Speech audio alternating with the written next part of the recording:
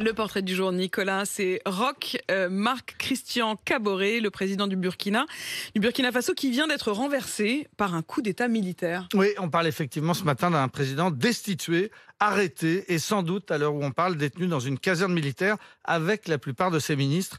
D'après les putschistes, il a été arrêté sans effusion de sang et il serait détenu dans le respect de sa dignité. Le coup de force des militaires a été proclamé par un capitaine qui est venu lundi soir à la télévision nationale, entouré par une quinzaine d'autres militaires qui ont annoncé que les frontières étaient fermées, que le Parlement était dissous, que la Constitution était suspendue.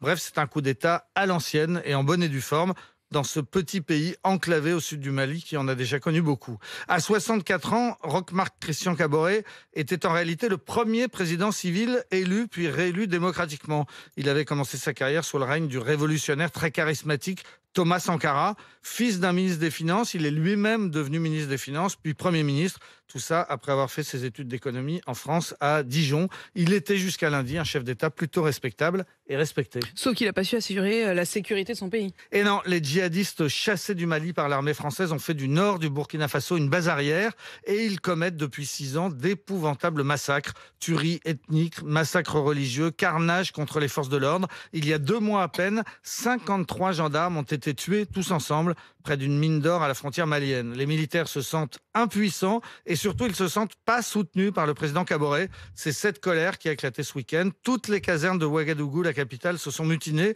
et les foules se sont rassemblées pour soutenir les mutins.